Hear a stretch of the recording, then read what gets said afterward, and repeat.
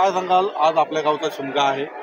आज कोकणात सगळीकडे शिमग्याची धूम पाहायला मिळते। आपल्या गावचा शिमगा जो आहे आज होतो चतुर्दशीच्या अगोदर, मग काय सांगाल त्याबद्दल थोडं? आमचे चतुर्दशीचे शिमगे काल आमच्या हातकंब्याचं आमची रूपं लागली। काल रूपं लागल्यानंतर आमचा 16 कुंभाचा आमचा गाव आमच्या रूपं लागल्यानंतर आज आम्ही माड न्यायला इथे आलो। आज माड तोडून झालाय। माड तोडून झाल्यानंतर इथून आम्ही आता माड खेळवत सानेवर नेणार। सानेवर नेल्यानंतर तिचा पालखी आम्ही थोडा वेळ खेळवतो। पालखी खेळून झाली की माड आम्ही उभा करतो। माड उभा झाल्यानंतर होम होईल आमचा। होमात मानकऱ्यांचे नारळ टाकले जातील, 12 नारळ टाकले जातील। नंतर होम पेटवला जाईल। होम पेटवून झाला की थोडा वेळ म्हणजे जो काय आपला शिमगा भरतो तिथे सर्व मजा करतील। त्यानंतर गाव सगळा आपापल्या घरी जाईल आणि संध्याकाळी परत नारळ जे येतात होमातले त्यांचा मान तर वाण्यांचा असतो। वाण्यांचा 7 कुंभाचा चव्हाट्यावर नेतात आणि त्याचा प्रसाद वगैरे केला जातो। अशा प्रकारे हे सगळं होतं। साधारण शिमग्याची सांगता आपल्याकडे कधी होईल? शिमग्याची सांगता आमच्याकडे पाडव्याच्या आदल्या दिवशी।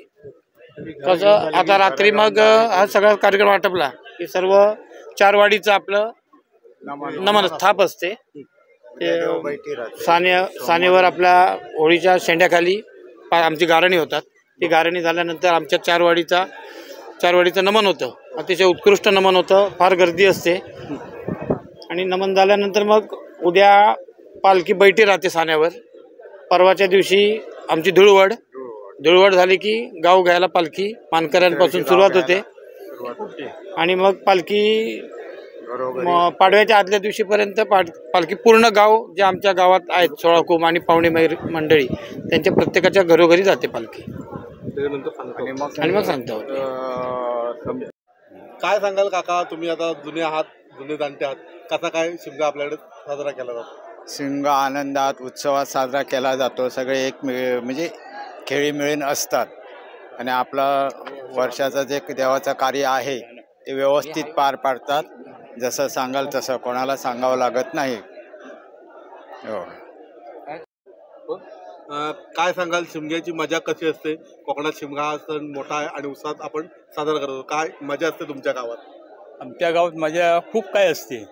आमचा हायवेवर शिमगा आहे, एकदम मुंबई गोवा हायवे ते शिमगा। सांगायचं विशेष म्हणजे आमच्या शिमग्याला आज तागायत पोलिसांचा कुठेही गरज भासली नाही आणि आमच्या अनेक जाती धर्माचे आमच्या इथे गाव आमचा हातकंबा गाव आहे, सर्व समाज आहे, पण आमच्या इथे कुठेही गालबोट लागत नाही। अगदी सुरळीत सर्व कार्यक्रम पार पडतात। हे आमच्या हातकंब्याचं वैशिष्ट्य आहे। शिमग्याची धूम चालू आहे तुमच्या गावातला शिमगा हा हसत खेळत आणि बिना गालबोट लागताना आपल्याला पाहायला मिळतो। हातकंबा गावाचं वैशिष्ट्य आहे। काय सांगाल, कशी परंपरा चालू आहे? एवढ्या वर्षापासून ही चालत आलेली परंपरा आहे आणि त्याचं मेन कारण किंवा वैशिष्ट्य असं आहे की आमच्या समाजात प्रत्येक घटक मग कुठलाही हे असो आपापली भूमिका ते चोखपणे पार पाडतात।